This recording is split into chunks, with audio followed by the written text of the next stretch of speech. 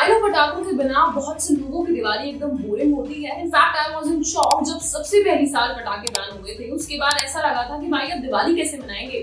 बल्कि मैं तो सिर्फ छोटे मोटे पटाखे ही जलाती थी, तब भी मुझे इतना बुरा लगा। कुछ बुक्स में पटाखे जलाने की इस प्रैक्टिस को बहुत पुराना बताया गया है। साथ ही ये भी माना गया है कि ऐसा करने से पॉजिटिविटी बनी रहती है और नेगेटिव एनर्जी दूर रहती है। But in present my only concern is animals और उनकी हेल्थ। एक रिसर्च हमें बताती है कि जानवरों के लिए दिवाली का त्योहार सबसे ज्यादा ट्रॉमेटिक और शॉकिंग टाइम होता है, क्योंकि उनके पास सुपर सेंसेस होती हैं और एनिमल्स वो सब कुछ सुन सकते हैं जो हमारे कानों को सुनाई नहीं देता। तो जब पटाखों की आवाज हमें इतनी तेज लगती है, वही आवाज एनिमल्स को कितनी तेज लगती होगी। डेफिनेटली किसी ब्लास्ट से कम नहीं होगी।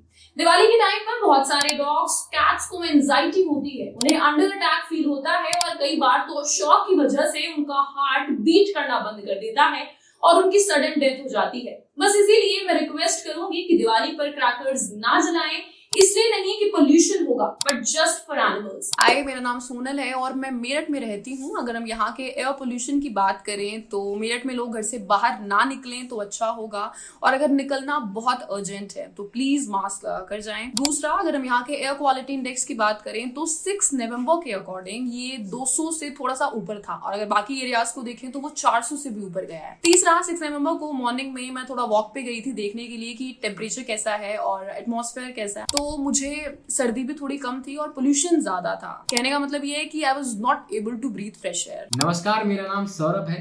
मैं मुरादाबाद शहर में रहता हूँ। शहर में इस वक्त प्रदूषण का एक्यूआई पैरामीटर माप में 139 अंक दर्ज है। पिछली सर्दी के मुकाबले इस साल सर्दी कम पड़ रही है। कारण है प्रदूषण। तो hello everyone, my name is Chetan Chauhan और मैं नोएडा में रहता हूँ। तो मेरा एक्सपीरियंस ये रहा है कि पिछले 10 सालों में यहाँ पे पॉल्यूशन हद से ज़्यादा फैला है, और वो एयर क्वालिटी में आपको थ्रू नेकेड आइज दिखाई देता है कि फॉग जमा हुआ है, और वो फॉग इतना ज़्यादा डार्क होता है कि आप ब्रीथ करोगे तो आपको प्रॉब्लम होगी। तो नॉर्मली अभी जो एयर क्वालिटी इंडेक्स है वो ग्राफ गया हुआ है 220 पे। नमस्कार दोस्तों, तो ये था मेरठ, मुरादाबाद और नोएडा शहर में एयर पोल्यूशन का हाल। पर इससे भी बदतर हालात देश की राजधानी नई दिल्ली में है, जो कि गैस चैम्बर बन चुकी है, और ये one of the most trending topic है, जिसकी वजह से सुप्रीम कोर्ट पूरे देश में पटाखे बैन कर चुकी है और पराली जलाने पर भी पूरी तरह से रोक लगा चुकी है। अक्टूबर नवंबर में दिल्ली के इस खतरनाक पोल्यूशन का मेन रीजन है ज्यादातर पंजाब और बाकी राज्यों में होने वाली स्टबल बर्निंग,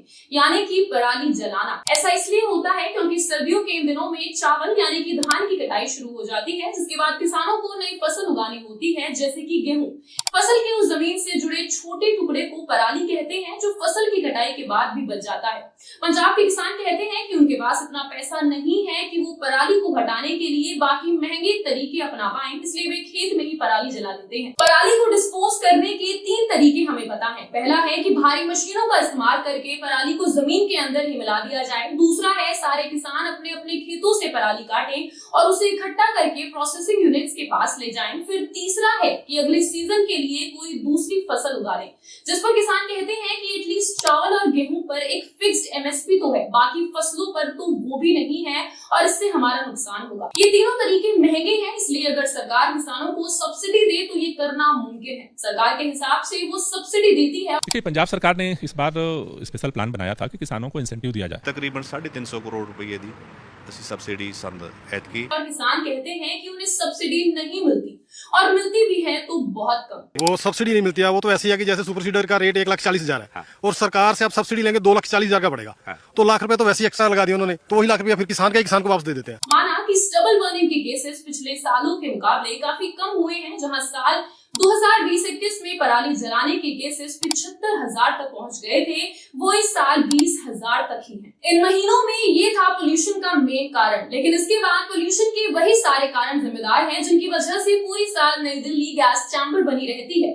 छोटी बड़ी गाड़ियों से निकलने वाला धुआं 25 से 35% प्रदूषण फैलाता है। इसके बाद बड़ी बड़ी इंडस्ट्रीज और कारखानों से निकलने वाली हार्मफुल गैसेस 20 से 30% प्रदूषण फैलाती हैं। फिर पराली जलाना, इंसेक्टिसाइड्स, पेस्टिसाइड्स का यूज करना, thermal power plants, construction work, घरों में यूज होने वाली एलपीजी और कचरे को जलाना, ये सब कारण प्रदूषण फैलाने के लिए जिम्मेदार हैं।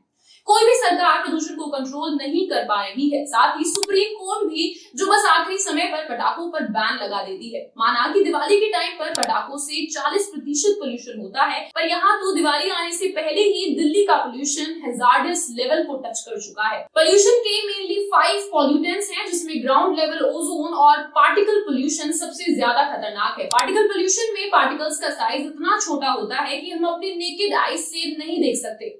फिर कार्बन मोनोऑक्साइड, सल्फर डाइऑक्साइड और नाइट्रोजन डाइऑक्साइड भी इसी में शामिल है। इंडिया में हर साल पोल्यूशन का स्तर बढ़ रहा है, जिससे एक इंसान की उम्र 10 साल तक कम हो रही है। साथ ही TB, asthma, heart diseases, cancer, bronchitis और कैटरैक्ट जैसी बीमारियां एक उम्र के बाद बहुत आम होती जा रही हैं। अब हम समझेंगे कि ये AQI क्या है और इसके बढ़ने पर दिल्ली सरकार GREP के नियम लगाना क्यों शुरू कर देती है। AQI is air quality index, जिसका मतलब है एयर की क्वालिटी को नापने का एक पैरामीटर। इसमें 0 से 500 तक की वैल्यू होती है। जितनी ज्यादा वैल्यू उतना ही ज्यादा पोल्यूशन। AQI को 6 कैटेगरीज में डिवाइड किया गया है। एक बार इस ग्राफ पर नजर डालते हैं। अगर AQI 0 से 50 के बीच में है तो मतलब पोल्यूशन बहुत कम है और इसे ग्रीन कलर से डिनोट करेंगे।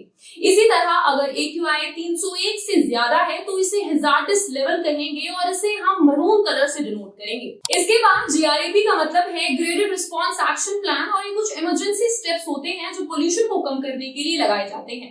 GREP की 4 स्टेजेस होती हैं। सबसे पहले जब AQI 201 से 300 के बीच होता है तो GREP की स्टेज 1 इंप्लीमेंट कर दी जाती है, जिसमें कोयला जलाने पर बैन होता है। ओवरएज्ड व्हीकल्स को सड़क पर चलने की परमिशन नहीं होती।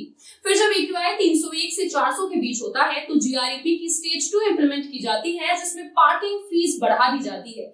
ऐसे ही 401 से 450 तक की AQI पर और 450 के ऊपर जाने पर GREP की स्टेज 3 और 4 इंप्लीमेंट कर दी जाती हैं, जिसमें सारे कंस्ट्रक्शन डेमोलिशन के काम पर रोक लग जाती है।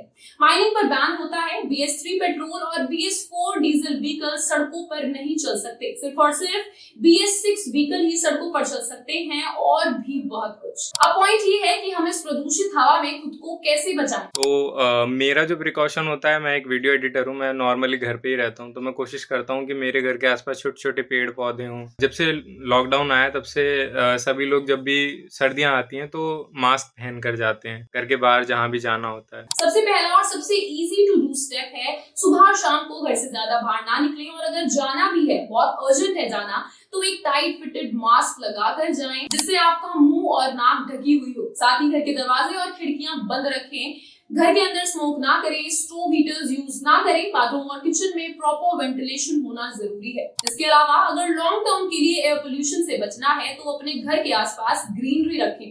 घर को बिल्कुल साफ रखें और ऐसे फ्रूट्स और वेजिटेबल्स खाएं जिनमें विटामिन C होता है।